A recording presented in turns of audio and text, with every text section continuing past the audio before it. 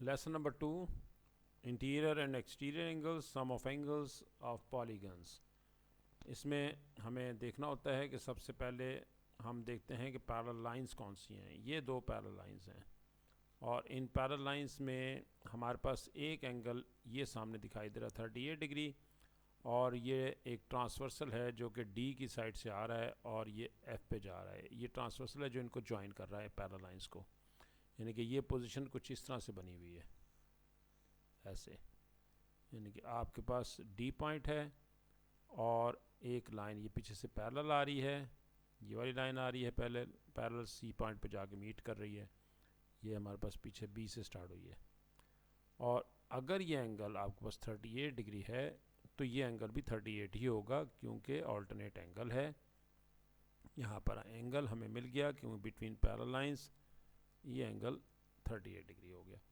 38 degree हमारे पास ये आ गया और अब हम नेक्स्ट एंगल की तरफ चलते हैं। नेक्स्ट एंगल हम कौन सा निकालते हैं। हमारे पास यहाँ पर एक कंडीशन गिवन है इस डायग्राम में और वो ये है कि ए बी और ए सी दोनों आपस में इक्वल हैं, यानी कि ए बी लाइन की लेंथ और ए सी लाइन की लेंथ सेम है, तो इनके ऑपोजिट एंगल भी सेम होंगे, यानी कि ये एक्स है और ये भी एक्स ले लेते हैं इस ट्राइंगल में ए बी सी में। Sum of angle in a triangle, formula लगाते हैं sum of angle in a triangle, यानी कि 66 plus X is equal to 180। Sum of angles in a triangle 2x is equal to 180 minus 66 कर देते हैं हम, और ये हमारे पास वैल्यू आ जाएगी 114। और अब हम इसे 2 पे डिवाइड कर देते हैं। 2 पे जब हम डिवाइड करेंगे तो हमारे पास आंसर आएगा 2 5 10 2 7 14, 57 डिग्री हमारे पास आंसर आएगा। 57 एक्स की वैल्यू हमारे पास आ गई, ये एंगल हमारे पास निकला है, ये एंगल 57 डिग्री, यहाँ पर हम 57 डिग्री एंगल लिख देते हैं। अब sum of angle in a triangle से ये एंगल भी निकल सकता है। अगर हम 180 में से सब्ट्रैक्ट करें 38 माइनस 57 तो हमारे पास ये एंगल भी फाइंड आउट हो सकता है, sum of angle in a triangle. ये आ जाएगा 85 डिग्री हमारे पास ये एंगल आ गया। वर्टिकली अपोजिट एंगल ये ऊपर आपके पास आ गया 85 vertically opposite. Sum of angle in a triangle ये फिर एंगल निकलाएगा 180 माइनस 85 माइनस 38, इन्हें हम सब्ट्रैक्ट कर देते हैं, हमारे पास ये भी एंगल आ जाएगा और ये आता है 57। ये हमारे पास आ गया 57 डिग्री। अब ये अगर अब इन दोनों को ऐड कर दें तो 57 प्लस 66 ये हमारे पास एंगल भी बन जाता है, तीन आ गया और 11 और 123, और ये एंगल हम ऑलरेडी निकाल चुके हैं 57। अब मैंने तमाम अननोन एंगल्स मैंने बताया था आपको कि हम फाइंड आउट कर लेंगे। अगर 180 में से, क्योंकि एक स्ट्रेट लाइन है, 180 में से 85 को, ये 85 है, 85 को अगर हम सब्ट्रैक्ट कर दें तो ये हमारे पास 95 आ जाएगा, 95 डिग्री। और इसी तरह से इसका वर्टिकली अपोजिट 95 बाहर वाला भी 95। अब देखते हैं कि क्वेश्चन में क्या क्या एंगल मांगे हैं। D F C D F और सी 38, ये हमने निकाल लिया है 38 डिग्री। और ए बी सी हमारे पास है 57 डिग्री, ये भी हम निकाल चुके हैं, फाइंड आउट कर लिया हमने 57 डिग्री। ये एंगल्स हमारे पास आ गए। और उसके बाद है ए ई और डी 85, ये भी हमने लास्ट में निकाला है ए ई डी, ये तीनों एंगल आ गए हमारे ये आंसर थे। नेक्स्ट क्वेश्चन है हमारे पास क्वेश्चन नंबर 7। क्वेश्चन नंबर 7 में वो कह रहा है in the diagram the lines A B C and D E F are parallel lines, A B is equal to A B और ए ई उसने खुद ही बता दिया यहाँ पर कि ये इक्वल हैं और डैशेस भी लगाए हुए हैं और ये लाइंस पैरेलल हैं। अब अगर लाइंस पैरेलल हैं तो फिर इसका मतलब ये हुआ कि ये आपके पास 58 है तो ये भी 58 होगा अल्टरनेट एंगल, क्योंकि ये आपके पास पैरेलल लाइंस इस तरीके से बनी हुई हैं, ये लाइंस पैरेलल हैं और ये एंगल आपका अगर 58 डिग्री है तो आपके पास ये एंगल 58 डिग्री ही होगा।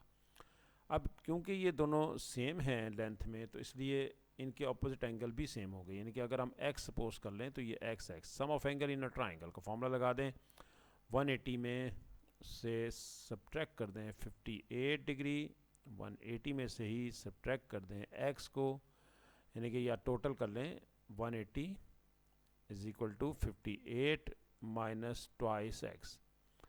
अब x टू x को हम आप इस तरह कर लेते हैं sum of angles in a triangle में, कि ये हमारे पास value 2x is equal to 180 minus 58, ये प्लस 2x है, यानी कि 3 एंगल्स का सम 180 के इक्वल है, और ये बन गया 180 माइनस 58।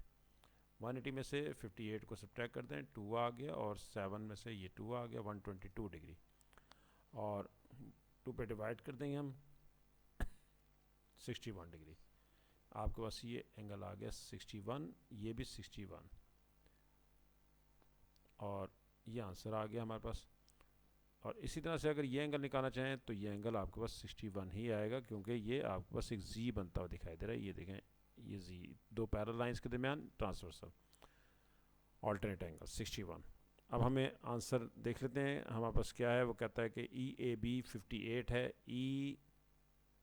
EAB 58 है, वो रीज़न अभी बता दी हमने कि पैरेलल लाइंस हैं और ऑल्टरनेट एंगल है। इस तरह से कैलकुलेट EBC, EB और C, ये एंगल हमें फाइंड आउट करना है। EBC ये एंगल, क्योंकि 61 आ गया तो पैरेलल लाइंस के दरमियान एंगल्स का सम 180 होता है। Sum of angles between parallel lines supplementary होते हैं। 180 में से 61 को सब्ट्रैक्ट कर दें, 10 9 रह गया, 7 1 रह गया, 119 डिग्री, 119 डिग्री होगा ये एंगल, 119 डिग्री 119। और उसके बाद वो कहता है कि पेंटागन, और पेंटागन हमारे पास है, उसके एंगल्स बता दिए गए हैं। और पेंटागन 5 साइडेड फिगर होती है, और 5 साइडेड फिगर के एंगल्स हमारे पास बता दिए हैं। इनका सम ऑफ एंगल अगर देखना चाहें पेंटागन में तो वो n-2 इंटू 180, ये फार्मूला लगाएंगे। वैल्यू ऑफ n इसमें 5 है, क्योंकि 5 साइडेड फिगर है तो वैल्यू ऑफ n हम 5 लगा देते हैं। ये आएगा 3 multiply by 180 means 540। Total angle pentagon में 520 है, 540 है। और अब हमें क्या करना है, ये सम 3 एंगल्स आपके पास गिवन हैं और 2 इक्वल हैं। इसका मतलब है कि पहले इन तीनों का सम करते हैं, 80 95 और 125। इसका सम जो है वो हम 540 में से माइनस कर देंगे, और ये इक्वल हो जाएगा 2x के। यानी कि आपके पास सम ऑफ एंगल्स, या एक तरीका तो ये है, दूसरे नंबर पे दूसरा तरीका हम आजमा लेते हैं। दूसरा तरीका आपको समझ में ज़्यादा जल्दी आ जाएगा कि 540 इक्वल है x प्लस x, दो इक्वल एक जैसे एंगल हैं, और 80 प्लस 95 प्लस 125। अब हम 540 में से सब्ट्रैक्ट करते हैं -80, फिर 95 भी माइनस कर देते हैं, 125 भी माइनस कर देते हैं, और राइट पे रह गया सिर्फ 2x। जब हम 540 में से हम इनको सब्ट्रैक्ट करते हैं तो ये हमारे पास आंसर जो बनेगा, पहले तो इनको टोटल करेंगे, 300 के करीब ये बनेगा, और ये हमारे पास वैल्यू बन जाएगी 240। ये 240 सब्ट्रैक्ट करने के बाद आ गया हमारे पास। और अब हम इसमें से, क्योंकि हम x निकालना चाहते हैं तो 2 पे डिवाइड कर देते हैं, 120। x की वैल्यू हमारे पास फाइंड आउट हो गई 120 डिग्री, ये आंसर आ गया। और नेक्स्ट क्वेश्चन है अब हमारे पास, next question number 8। Question number 8 में वो कह रहा है कि आपके पास in the diagram ABBCCD and DE are 4 sides of a regular polygon. Regular होता है जिसमें सारी साइड्स की लेंथ सेम हो और एंगल्स भी सेम होते हैं, interior angles. Each interior angle of the polygon is 160। Regular है, रेगुलर पॉलीगन है, ऑल साइड्स की लेंथ सेम होगी और ईच एंगल सेम होगा, interior angle. ABPQR DCP and EDQ are straight lines. Find CAB। चलें वो देखते हैं अभी हम कि क्या क्या निकालना है, लेकिन उससे पहले हम इसके इंटीरियर एंगल लिख लेते हैं। B एंगल हमारे पास है 160, इस तरह से ये बड़ा एंगल भी 160 और ये एंगल भी 160, क्योंकि ये आपके पास रेगुलर पॉलीगन दे दी गई है और इसमें सारी साइड्स की लेंथ सेम है। देखें ये डैशेस लगे हुए हैं, ये उसकी साइड्स की लेंथ दे रखी हैं और वो ये हैं। अगर हम इसमें से क्योंकि उसने एक और चीज़ बताई है और वो ये कहा है कि इसमें हमारे पास ABPQR ये स्ट्रेट लाइन है, बी पी क्यू आर, ये बी पी क्यू आर ये एक स्ट्रेट लाइन है। स्ट्रेट लाइन जब वो कह देता है इसका मतलब है कि ये इसका एंगल जो है वो 180 है। अगर कहीं पे भी किसी पॉइंट पे देखेंगे तो अगर ये एंगल 180 है तो ये हमें एंगल मिल सकता है विच इज़ 20 डिग्री, क्योंकि 180 में से अगर आप सब्ट्रैक्ट करें 160 तो ये रह गया 120, सिर्फ रह गया 20। इस तरह से यहाँ पर देखें तो ये भी 20 रह गया। ये भी स्ट्रेट लाइन है क्योंकि उसने कहा है कि डी सी पी और ई डी क्यू भी स्ट्रेट लाइन है। ये भी 20 रह गया, 20 दोनों सेम हैं। तो अब इनको sum of angle in a triangle करके 180 में से 20 माइनस करें, फिर 20 माइनस करें 2 दफ़ा, तो ये आपके पास 140 आ जाएगा। ये एंगल 140 हो गया। अब हम नेक्स्ट लेकर चलते हैं। नेक्स्ट हमारे पास ये भी स्ट्रेट लाइन थी तो फिर ये भी 20 डिग्री होगा। और 140 अगर ये एंगल है तो एक्सटीरियर एंगल जो होगा